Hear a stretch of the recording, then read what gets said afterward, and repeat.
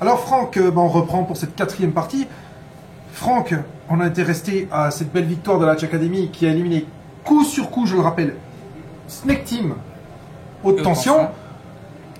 Au vu des derniers résultats, en plus à titre personnel, individuel de chacun, dont les tiens d'ailleurs, on les a assez longuement évoqués, qu'est-ce qui se passe à cette Hatch Academy? Qu'est-ce qu'il y a qui fait que vous brillez de mille feux comme ça? Bah écoute, je pense que à la Hatch Academy, comme on dit, c'est une équipe jeune, ça on le sait. Mais voilà, on s'entraîne dur depuis longtemps pour justement essayer de faire des résultats. Maintenant, par mes performances, par les performances de mes coéquipiers, voilà, jusque-là on gagne. Là, dans la Supreme League, évidemment on a passé 2 tours. Donc t'imagines que ça a créé un buzz un peu, enfin en quelque sorte. Et que nous, on est super contents. Hein. Et puis évidemment, ça nous rend encore plus confiants. Parce qu'on voit même si on n'est pas spécialement favori, pas spécialement coté, on peut gagner, on peut sortir des grosses équipes. Et donc on est super, super contents, super motivés pour l'avenir. Que ce soit individuel ou collectif, hein, que ce soit pour la finale de la Supreme League ou même pour nos combats individuels par la suite. Super motivé, on a envie de s'entraîner encore plus dur et voilà. Et Hatch aussi super content. Donc sa petite académie elle prend de l'ampleur et on espère que ça va continuer. En tout cas, il peut être fier des troupes. Hein. Jusqu'à maintenant, ouais, je pense. 2 grosses équipes éliminées. Et puis, j'y repense, mais bientôt, le destin va la faire rencontrer cette fameuse Hatch Academy. Il y a une autre team qui a bien brillé cette année, sur 2011-2012, qui est la FFA. FFA qui fait très très peur au bout des résultats qu'elle a fait ces temps-ci. Elle a gagné 6 ceintures, je crois, même pas 6 mois. Donc, ça fait peur. Hein. On se souvient au Contender, Potard qui l'emporte, Kanri Kono. Enfin, c'est une team, on sent aussi qu'il y a une avancée aussi phénoménale du côté de la FFA. Avez-vous, enfin je parle au titre collectif, je ne parle pas de ton avenir à toi, puisqu'on va revenir dessus, mais avez-vous une appréhension particulière? Qu'est-ce que vous ressentez pour ça, pour ce défi encore, le dernier défi? Honnêtement, la FFA, on la prend, comme toutes les autres équipes, très au sérieux. Mais, tu sais, depuis le début de la compétition, on n'est pas favori. Personne ne croyait en nous. Nous, on est très soudés, on y croit. Donc voilà, au premier tour, deuxième tour, c'est passé. Maintenant, on sait qu'on tombe contre la FFA. On va se préparer comme pour une autre équipe et on sait que c'est une bonne année pour eux aussi parce qu'ils ont tout raflé. Mais bon, vu comme c'est parti, c'est une bonne année pour nous aussi, si je peux dire un peu. Donc voilà, ça va être une épreuve de force. Et voilà, et je pense que, en tout cas sur le papier, on peut vraiment y arriver. Je pense qu'on peut battre. Je pense pas que ça sera un carton plein cette fois-ci. Je pense pas que ça sera un 5-0. Mais je pense qu'on peut gagner ce combat contre la FFA. Et remporter votre propre Supreme League? Ouais, ça serait plutôt pas mal, puisque c'est la première édition de la Supreme League, organisée par nous, par Hatch, par la Hatch Academy. Donc ça serait pas mal de la remporter, et on compte bien la remporter de toute façon. Autrement, je voudrais un petit mot quand même, parce qu'il y a un point quand même dans cette Supreme League qui nous a chagriné. Enfin, moi en tant que fan, parce que moi je ne suis ni plus ni moins qu'un fan, mais il y a un truc qui nous a chagriné, c'est ces absences à répétition, ces trous dans les combats. Je me souviens de la Red Steam, Ken m'entretenait de ça aussi, il m'expliquait qu'il y avait un gars qui avait fait un marathon avant le combat, il disait, entre les marathons et ceux qui font 2 compétitions dans la journée. je veux dire, bon, ça a émaillé cette Supreme League depuis le commencement. Et on tient là, et comme je le dis tout le temps, un super concept. Un concept qui, moi, m'emmenait beaucoup plus loin que ça, que l'Île-de-France. Moi, je voyais vraiment, carrément, un duel nord-sud, est-ouest. Enfin, je voyais des duels un peu plus, mais à terme, mais en développement, quoi. Un concept réel. Là, cette édition, elle a un peu... Bien sûr, vous l'avez éclairé par vos victoires, ça, c'est indiscutable. Mais il y a quand même un problème à ce niveau-là. Alors... Tu peux nous en toucher des mots sur ton ressenti? Après, ce qu'il faut savoir, c'est que ça soit collectif ou individuel, hein, il y a toujours des désistements à la dernière minute, que ce soit des gens qui se blessent, des gens qui sont pas au poids, des gens qui, pour je ne sais quelle raison, ne veulent pas combattre, qui signent un contrat ailleurs. Donc ça, c'est vraiment pas nouveau. Sauf que là, comme c'est une compétition par équipe, forcément, ça ça gâche un peu le spectacle, et ça peut fausser peut-être les résultats.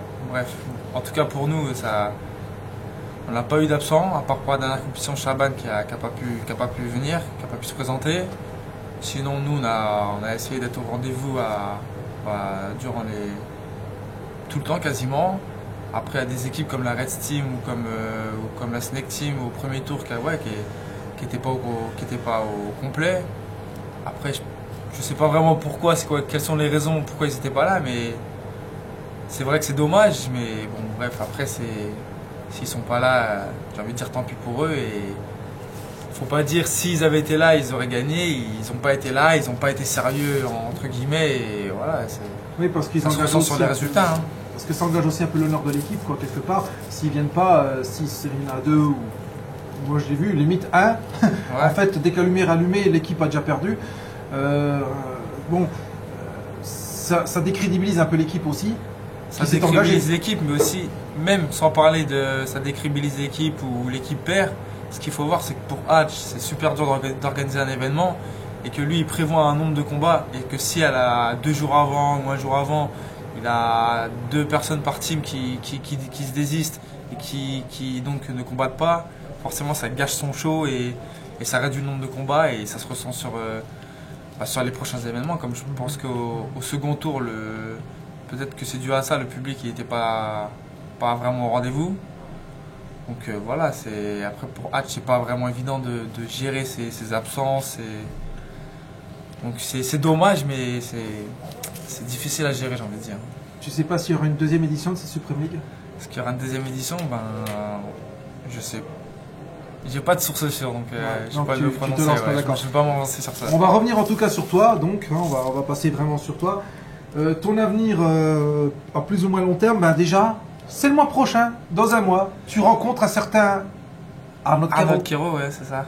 Arnaud Quero, vainqueur du Contender 10. On s'en souvient de ce splendide chaos sur Mohamed Sibi qui n'avait pas vu le jour en 15 secondes, enfin quelque chose comme ça. Ce chaos a retenti toute la soirée, un peu comme le tien dernièrement d'ailleurs. C'est quoi pour toi d'affronter Arnaud Quero? Arnaud Quero, pour moi c'est un gros challenge. Je pense même voir peut-être le plus gros challenge depuis mon début en compétition. Ensuite, Arnaud Quero, comme je dis là depuis quelques temps, c'est un mec qui a impressionné tout son public, tout le monde par son KO assez brutal contre Sibi.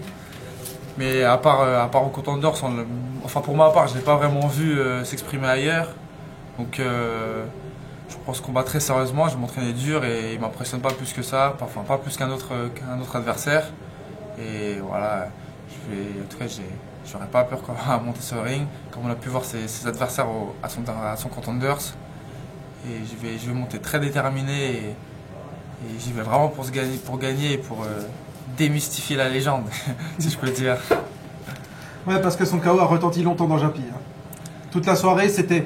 Je me souviens de Freddy Debessel qui pourtant est un bon combattant, craindre les coups d'Arnold au second tour. Ça avait intimidé beaucoup, ce KO s'est ressenti toute la soirée finalement. Ouais, mais pourquoi? Parce que justement, il a mis son KO dès l'ouverture du combat, au premier combat. C'était un beau KO, on sait qu'il est très bon en boxe, ça c'est sûr. Ensuite, si le combat se refaisait, peut-être que ça se déroulerait autrement. Parce qu'un mauvais coup, ça peut passer. C'est ce qui s'est passé, il s'est jeté, il a pris un genou meurtrier. Et voilà, donc forcément, après, ses adversaires, pour la demi-finale, la finale, qu'est-ce qui s'est passé? Je pense qu'ils ont eu peur, quoi. En quelque sorte, ils y ont pas cru. Et donc forcément, il avait l'ascendance psychologique. Et c'était un peu pour lui, le Contender.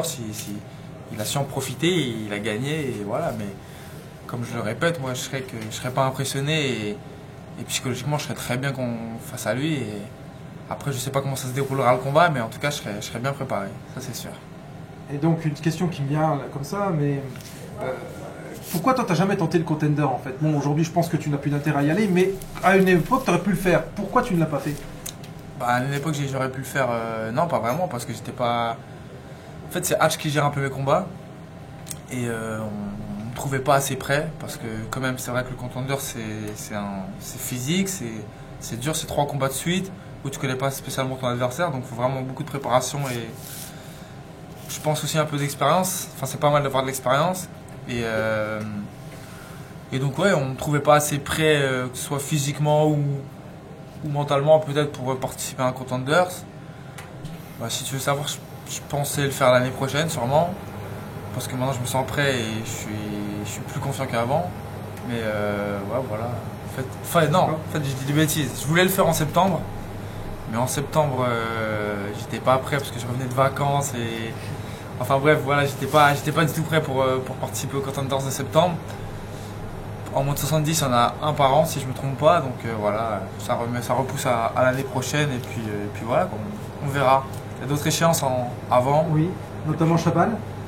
Notamment Chaban. Ouais, notamment Chaban Dans la Supreme League pour la finale. Ouais, le 30 juin. Un duel attendu, hein. Un duel attendu, ouais. Bah écoute, déjà je vais me concentrer sur Kero. Ouais. Et puis ensuite, si ça se passe bien, j'affronte Chaban pour la finale de Supreme League le 30 juin. C'est un adversaire aussi très bon, je sais, qui a fait de bonnes performances, qui a une bonne année aussi pour lui, mais qui m'impressionne pas non plus. Je prends ce combat très sérieusement évidemment, mais je pense qu'avec une bonne préparation, sans prétention, je pense que ça va passer. D'accord. Et puis pour conclure, je voudrais qu'on parle un peu de toi, dans la vie de tous les jours. Qu'est-ce que Francky Guyot apprécie ou n'apprécie pas? Est-ce que tu aimes d'autres sports? Est-ce que tu apprécies d'autres sports? Ou est-ce que tu suis d'autres sports? Foot, rugby ou je ne sais pas, tennis? Tu peux me parler de tous les sports sauf le foot. Le foot, j'apprécie pas spécialement et je suis pas du tout. D'accord. Enfin, je dis ça, mais j'ai fait du foot quand j'étais petit un petit Ouais, peu. tu J'en ai me l'as pas dit tout à parlé. l'heure. Non, je sais plus si j'en ai pas parlé. Tu l'as évoqué brièvement tout à l'heure quand tu faisais du foot et quand Ouais, voilà, j'ai fait un peu de de foot quand j'étais plus jeune, mais bon, ouais, maintenant je suis pas du tout et j'aime pas trop, je préfère les sports individuels. D'accord. Au moins, que tu gagnes, que tu perdes, même s'il y a des gens derrière toi, au moins c'est ta faute. Ou c'est grâce à toi, je sais pas comment faut voir ça. Et ouais, après j'aime bien le rugby, j'aime bien un peu tous les sports, après à part le foot, j'aime bien un peu tous les sports. Hein.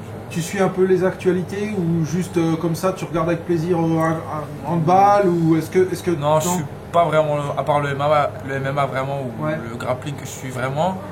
Ouais, non, je suis pas vraiment l'actualité, mais je regarde les JO, je regarde la Coupe du Monde, enfin pas tous les matchs, mais les matchs importants. Ouais, je m'intéresse un peu au sport quand même. Et donc est-ce qu'on va te voir à une compétition de grappling? Compétition de grappling. T'as un sol qui est pas dégueulasse, hein. Voilà. Ouais, je sais. Bah écoute, Donc, avant même de faire du pancras, j'ai fait beaucoup de compétitions de grappling. J'en ai fait franchement peut-être une dizaine de compétitions, mais j'étais jeune. J'avais entre 15 et 20 ans, j'étais vraiment jeune. C'était vraiment histoire de me forger une petite expérience et de prendre goût à la compétition. Donc voilà, maintenant je suis plus dans le pancras, je suis plus dans tout ce qui est percussion, machin. Après, refaire une compétition de grappling, pour le moment c'est pas prévu, c'est pas au programme. Peut-être, pourquoi pas, mais c'est vrai aussi que faire un régime, bon, ça c'est personnel, mais faire un régime pour du grappling, ça m'embête un peu parce que c'est vraiment dur. Et voilà, pour le moment non, c'est pas au programme. tu aimes le cinéma? J'adore le cinéma, ouais, j'y vais souvent. Alors tu vas voir quoi comme film? J'ai vu quoi comme film dernièrement, je me souviens même plus. Intouchable? Intouchable, ouais, bien sûr, super film, j'ai bien aimé. Bon scénario, super marrant, Oui, l'histoire c'est vrai. bien. Très bon film. En plus, j'aime bien les comédiens, j'aime bien Omar, donc non, super bon film, je t'ai trouvé. Ouais, c'est vrai, je suis d'accord avec toi. Bah là, moi je compte aller voir Avenger. Lequel? The Avengers avec Je tous pense les que c'est pas super-héros, Thor, Captain America, Iron Man, tous ensemble dans un... Ouais, bah non, j'ai pas entendu parler de celui-là. Bah là, hier, je devais aller voir Target, si tu veux savoir. Ouais, Je sais pas vraiment ça parle de quoi, on m'a dit qu'il était bien. Finalement, j'ai pas été. Donc voilà, peut-être demain, je sais pas. Ouais. Mais ouais, j'aime bien le cinéma, ouais. Ouais. J'y vais assez souvent. Avec mon pote Léon, justement, le roi Léon, abonné au cinéma avec sa petite carte et qui va même en solo, qui appelle pas ses amis. Donc voilà. allez, on sait pas bien, tu vas me faire casser la gueule si tu n'appelles pas, si tu n'appelles pas Francky. Ah, ça va être difficile. Ouais, ça va être difficile d'être très fort. Et tu as des hobbies, toi, autrement, par le cinéma? Est-ce que Des tu as des hobbies, hobbies, bah- des petites passions, des petits trucs, des collections, je ne sais pas. Non, j'ai pas de collection. Moi, j'aime bien. Ouais, j'aime bien sortir, j'aime bien faire la fête. Ouais. C'est par période, mais il y a des périodes où je suis beaucoup fêtard. Et voilà, j'aime bien faire la fête, j'aime bien les vacances. Dès que je peux aussi, je bouge à l'étranger ou je bouge en vacances. Et voilà, ouais, mes activités, ça va plus être sorties, soit des sorties calmes comme le cinéma ou un bowling par exemple, ou je sais pas. Mais sinon, ça va plus être ouais, des soirées un peu plus agitées, on va dire. D'accord. Donc en musique, t'écoutes quoi alors finalement? En musique, ouais, ça dépend de mon humeur, on va dire. Ouais. Si en voiture, ça va plus être de l'électro ou de la house, Ouais. ou ouais, de la musique qui bouge. Si c'est dans mon MP3 pour la compétition, ça va plus être de l'américain ou. Ouais, plus d'américain, ouais. Sinon, après, quand j'allume la télé, j'aime bien un peu de tout. Ouais. Ouais. Autant du rap que du Christophe Maé. D'accord. Ah ouais, donc t'as des goûts éclectiques. Là. Ah ouais, vraiment. Vraiment là, toi. J'écoute vraiment un peu de tout, moi. D'accord. Vraiment, ça dépend de l'humeur. Et je voudrais que tu prêtes avec moi un jeu des pronostics des combats qui vont arriver, de certains combats. J'en ai pris 6, ouais, j'ai pris 6 combats qui vont bientôt arriver. Je voudrais que tu me donnes les pronostics de ces combats-là. Et J'espère que tu vas pas me demander mes combats. Ah non, j'oserais Je pas. pronostique jamais mes combats.